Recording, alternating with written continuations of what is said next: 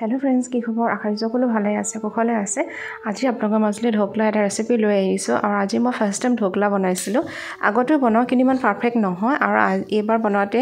খুব ধুনীয়া হৈছে আৰু হেতু কাৰণে ৰেচিপিটো আপোনালোকৰ লগত শেয়াৰ কৰিছো আৰু এই ঢোকলাটো মই ইনো ব্যৱহাৰ নকৰাকে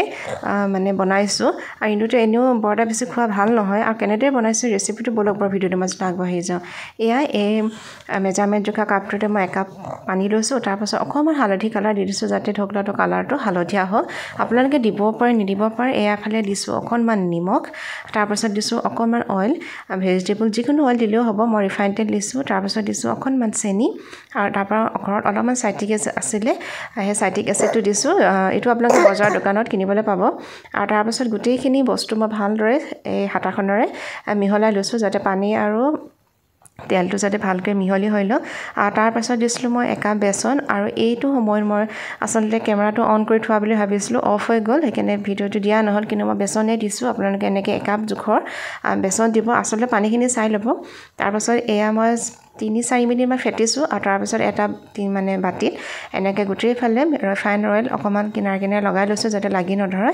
আৰু হেকত একেবাৰে দিছো খোৱা ছডা যোনটো আমি বেকিং পাউডাৰ ব্যৱহাৰ কৰো পিঠা আদি বনাবৰ কাৰণে হেতু ব্যৱহাৰ কৰিছো আৰু এইটো ক্ষেত্ৰত আপোনালোকে বেকিং পাউডাৰ নিদি ইনো ব্যৱহাৰ কৰিব পাৰে আৰু সদায় ইনো বা বেকিং পাউডাৰটো যাতে মানে বাটিটোত বহুৱা 2-3 মিনিটৰ আগতহে দিব নহলে বেছি আগত দিলে এটো বেয়া হৈ যায় মোৰ আগতে প্ৰায় এটো ভুল হয় কাৰণে মানে ঢোকলাটো ভাল নহয় আৰু এয়া এনেদৰে গুটে মানে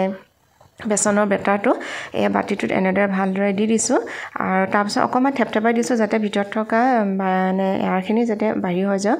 আৰু এটা সসপেনত মই পানী উতলিবলৈ দি থৈ দি আছিল আৰু লগত এটা ষ্টেণ্ড বহাই দিছো আৰু এনে ঢাকনখন দি মই 20 মিনিট মান দিলো বৰ বেছি নহয় আসলে মই 15 মিনিটৰ আগতো ঢাকন দি খুলি চাইছো তিতিও হৈছিল কিন্তু আৰু অলপ টাইম থাকক বুলি মই পুৰা 20 মিনিটত দিছো আৰু তাৰ পাছত এডাল টুথপিনেৰে দি মই এইটোৰে ভালদৰে চাইছো আৰু ইয়াছ একো লাগি অহা নাই তাৰমানে এটো একেবাৰে পাৰফেক্ট লৈ হিজিছে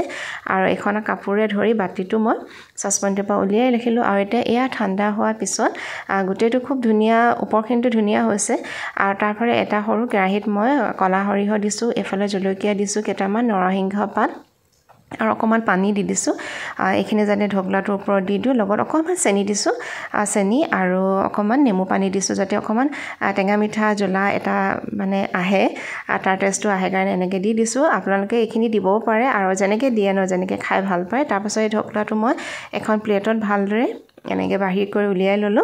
আৰু এয়াছো মোৰ ঢোকলাটো কি ধুনীয়া হৈছে মানে স্পঞ্জি হৈছে আৰু বাহিৰৰ ফালৰ পৰা দেখোতে ধুনীয়া স্পঞ্জি হৈ আছে আৰু এয়াছো হাতেৰে টিপি দিলো পুৰা আৰু তাৰ পাছত অলপকে যোনখিনি পানী বনাইছিলো সেই পানীখিনি অলপকে এনেদে তাৰ ভিতৰত দি দিছো যাতে ঢোকলাটো খাৱা সময়ত যাতে শুকান নহয় অলপমান সফট আহি থাকে হেতু কাৰণে এনেকৈ পানীটো সাইডে সাইডে দি দিছো আৰু এটো আপোনালোকে যেতিয়া যদি টুকুৰাটো কাটে তেতিয়াও দিব পাৰিলে হেতেন কিন্তু মই জাস্ট ওপৰত আগতে দি দিছলে দেখিবলৈ অকমান ভাল দেখাৰ কাৰণে আৰু এয়া আপোনালোকৰ মাজলৈ যে আগবঢ়াইলো আৰু বহুতে জানেই তথাপিও যোনে বনাম বুলি ভাবি আছে এনেদৰে বনাই চাব পাৰে আৰু ৰেচিপিটো কেনেকুৱা ভাল লাগিলে জনাব নাপাহৰিব ভাল পালে লাইক কৰিব কমেন্ট কৰিব পুনৰ এটা নতুন ভিডিও লৈ লগ পোৱাৰ প্ৰতিশ্ৰুতিৰে আজিলৈ ৰাখিছো বাই বাই